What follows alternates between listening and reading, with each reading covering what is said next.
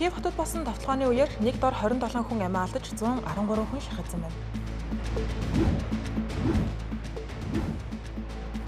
Аятолла Али Хаменеийн оршуулгах ёслол Иран улсын түүхэн дэх хамгийн том олныг хамарсан үйл ажиллагаа болох төлөвтэй байна.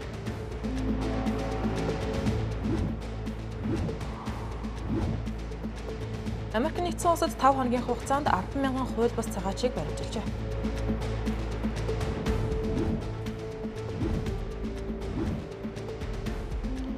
Нью-Йорк хотын Empire State цамхгийн орой дээр гарсан хосууд эрүүгийн хэрэгт татагдсан байна. Оройн төр үзэгчдээ дэлхийд дахинд өрнөж байгаа онцлог мэдээллүүдээс таймлайн хүргэх гэж анхаарлаа хандуулна.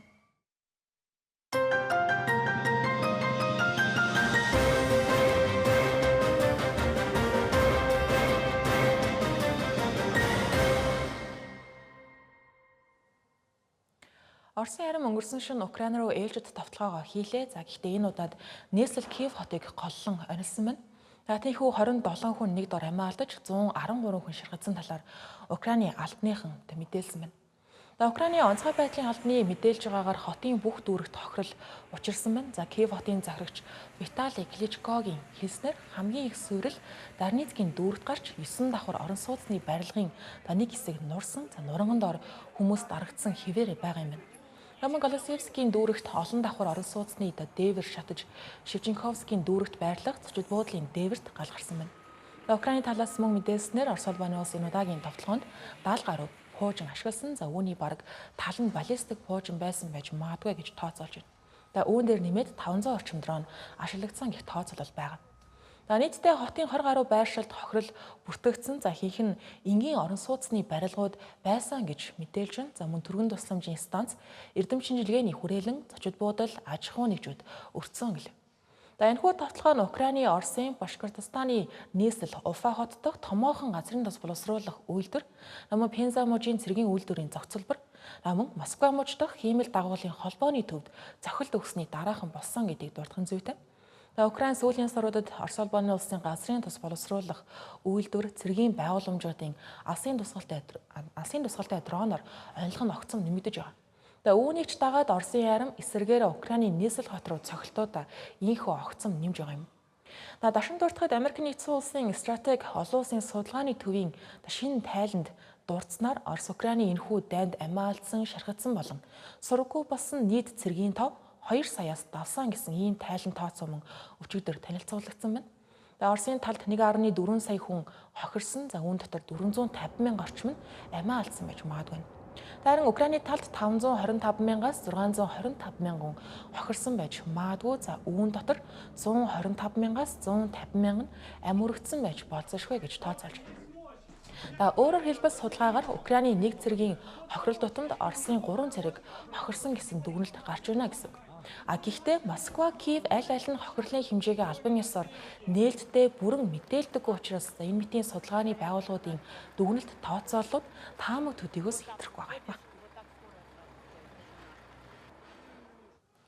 Иран улс дээд удирдагч асан Аятолла Али Хаменеийг хүндэтгэх 6 өдрийн оршуулгын ёслолыг 7 дугаар сарын 4-өөс эхлүүлэхээр бэлтгэж байна. Ираны эрх баригчид энэхүү арга хэмжээг улсын түүхэн дэх хамгийн олон хүнийг хамарсан цуглаан болно гэж үзэж байна. Мөн дотоодын эв нэгдэл бүс нутгийн нөлөөгөө харуулах улс төрийн чухал ач холбогдолтой үйл явдлаа гэж тодорхойллоо.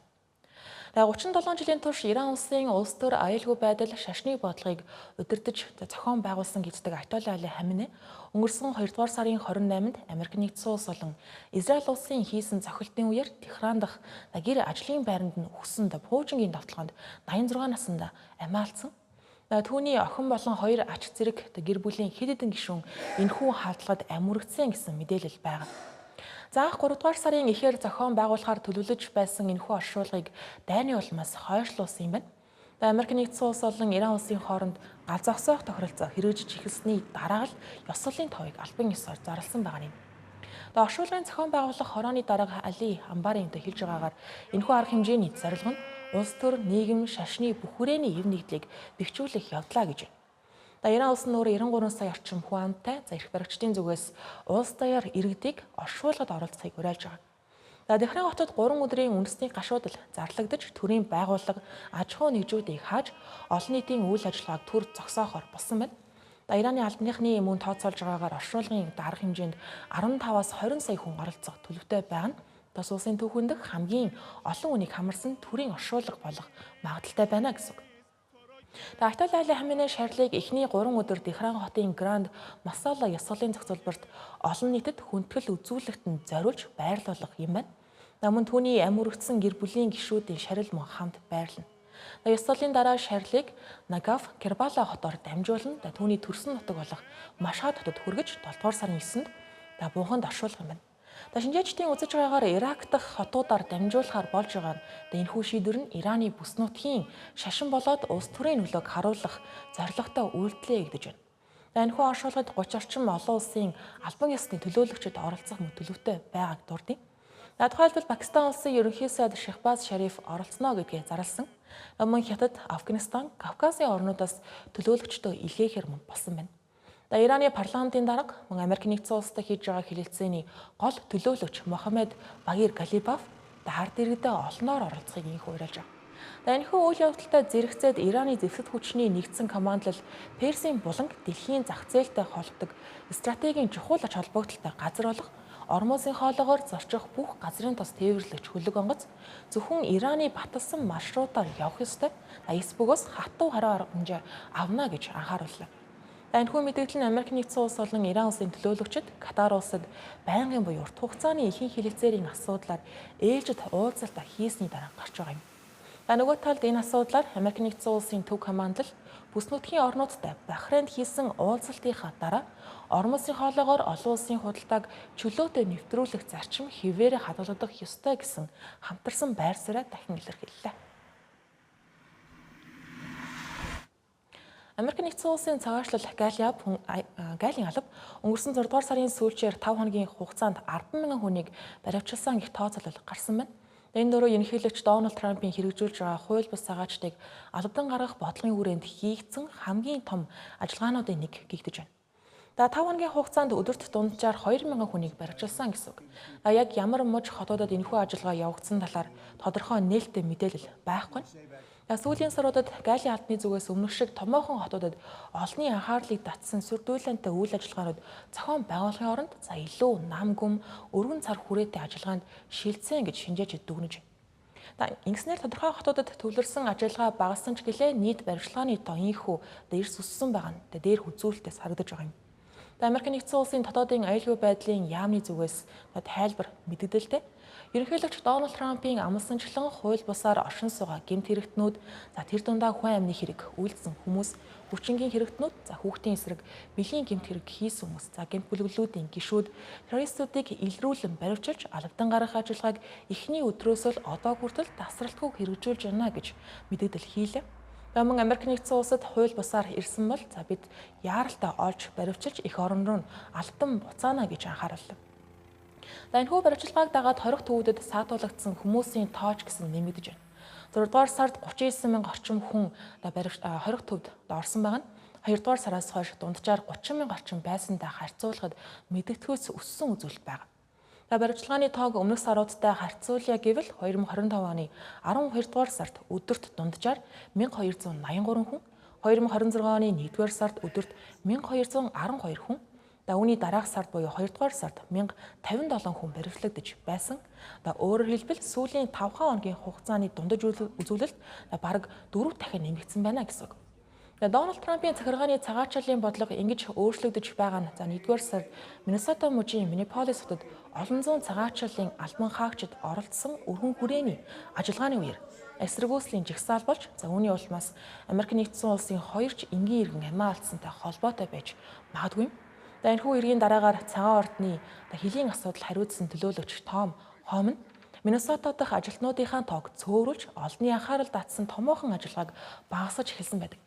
Түүнчлэн дотоодын аюулгүй байдлын сайд дасан Ким Новемч мөн албан тушаалаасаа бууж түүний араас Маквейн Молн цагаачлалын хатуу чанга бодлогыг хэвээр нь үргэлжлүүлэгч гэлээ олон нийтийн анхаарал татсан ажиллагаанаас илүүтэй наамгүм бага сурталчилгаатай компанид ажилтай байдлаар хэрэгжүүлэхийг зорж байгаа гэдгийг илэрхийлсэн юм.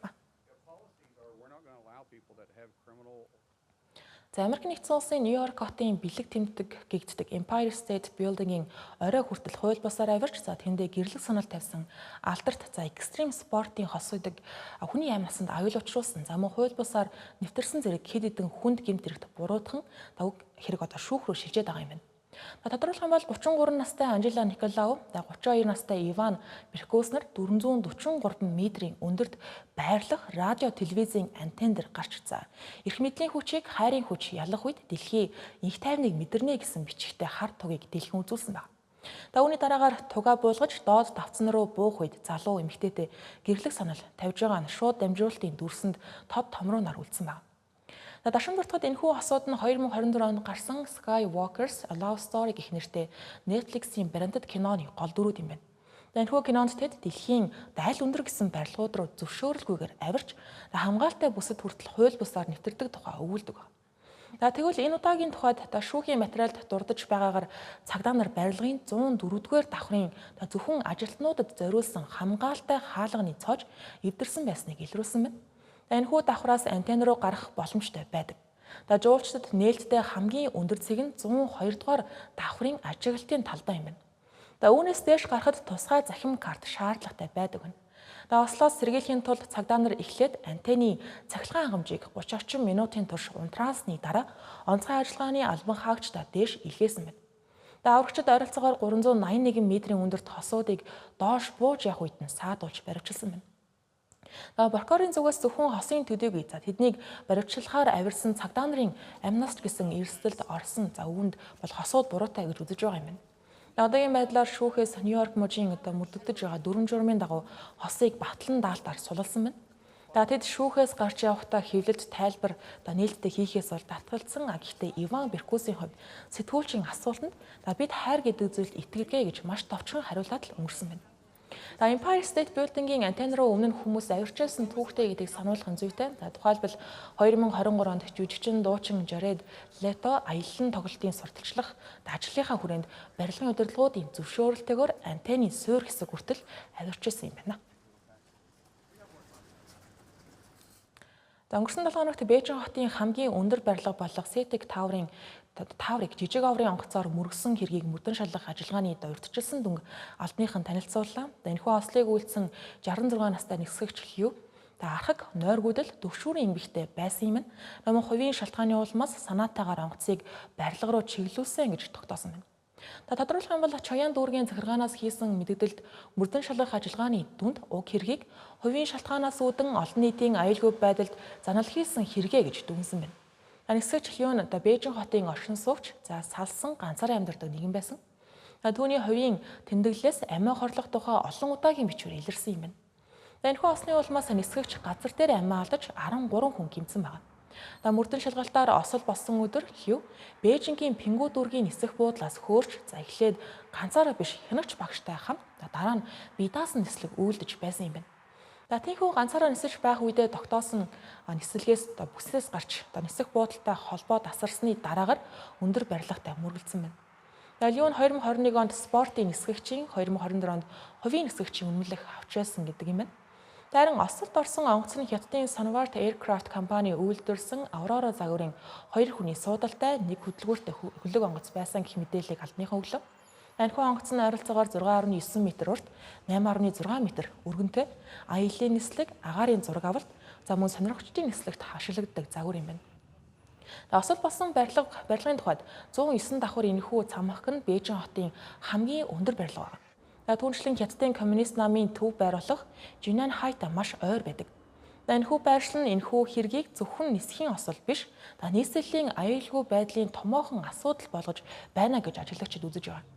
Ослын дараагаар Хятадын дор хаяж 3 нисхийн компани зарим онгоцын нислэгээ төрөх хугацаагаар зогсоох үүрэг авсан талаар зарим хэвлэлүүд мэдээлж байна. Энэ нөрөө нэг талаараа эрх баригчид хувийн болон жижиг оврын нисхийн аюулгүй байдлын хяналт 4 журмыг чангатаж эхэлсэн байгааг харуулж байгаа юм. Мэдээ үргэлжлүүлж байна. Хөрвүүлэн онцлог бусад нийтийн мэдээллүүдийг тавчаар өргөе.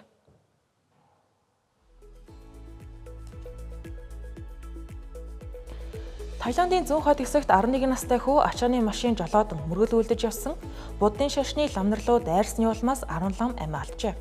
Наалтны хүмүүсийн хэлж байгаагаар Муктахаа мужаас гаралтай нийт 35 лам, Убан Рашид хааны муж хүртэлх 260 км-ийн мөргөлийн аяллаа эхлүүлээд ердөө 30 минутын дараа энэхүү осолд орсон байна. 5 лам газар дээрээ дараах 5 лам эмнэлэгт хүрэгцсэний дараагаар насарчээ. Хяналтын камерын бичлэгт лам нар замын хажуугаар нэг игнэнд алхаж явах үед ачааны машин замаасаа гарч тэднийг мөргөж байгаа нь харагдсан байна.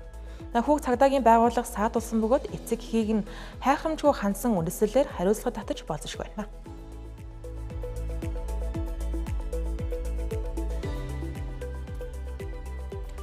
Герман улсын канцлер Фридрих Мерц эдийн засгийн өсөлт, ажлын байр өрсөлдөх чадварыг нэмэгдүүлэхийн зэрэгцээ нийгмийн хамгааллыг хадгалах зорилготой тэтгэвэр давтвар хөдөлмөрийн зах зээлийн 34 заалт бүхий шинжиллийн багц хуулийг танилцууллаа. Засгийн газар энэхүү багцын үндсэн заалтуудыг энэ оны эцэс гэхэд парламентаар батлуулахаар төлөвлөж байна. Шинжиллийн хүрээнд улсын тэтгэврийн тогтолцоонд хөрөнгийн зах зээлд суурилсан нэмэлт санхүүжилтийн хэлбэрийг нэвтрүүлж, тэтгэврийн насыг ирэх хэдэн 10 жилийн хугацаанд аажмаар нэмэгдүүлэхээр тусгажээ. Таман 2 хүүхэдтэй ажил эрхэлдэг өрхийн орлогын албан татварыг жилдээ 600 еврогоос дээш хэмжээгээр бууруулах, татварын хөнгөлөлтийг нэмэгдүүлэхээр төлөвлөсөн байна. Энэ нь жил бүр ойролцоогоор 10 тэрбум еврогийн хөнгөлөлт үзүүлэх тооцоо байгаа юм.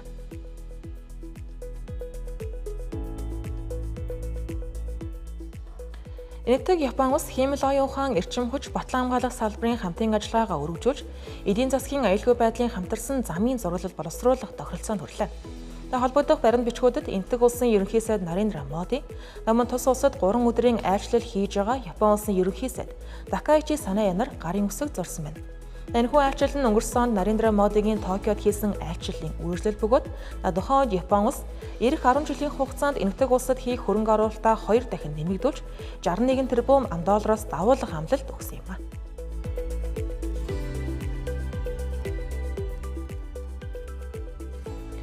Монакод болсон дэлбэрэлтийн хэрэгт холбогдох с 'ижигтнийг тогтоож баривчлах захирамж гаргасан талаар тус улсын прокурорын газар мэдгдлээ. Энэхүү дэлбэрэлтийн улмаас 3 хүн хүнд бэрцсэн байна. Албаных нь хэлж байгаагаар с 'ижигт нь гадаадын иргэн бөгөөд одоогоор Монакод байхгүй байгаа тул Интерполоор улаан мэдэгдэл гаргах харуулжээ. Даваа гарагийн орой хяналтын камерын бичлэгт нэгэн хүн орон сууцны үүдэнд илгээмж үлдээгээд удалгүй дэлбэрэлт болсон байгаа нь бичигдсэн байна. Энэ хэргийг терроризм бус хүний амнаас нь халтгийг завдсан хэрэг гэж шалгаж байгааж. Эхэндээ с 'ижигтнийг хар малгайтай эрэгтэй хүн байсан гэж үзэж байсан боловч орон нутгийн хэвлэлүүдийн мэдээснэр тухайн этгээд гаднах төрхөө далдалсан эмэгтэй хүн байж болзошгүй гэсэн урьдчилсан таамаглал гарсан байна.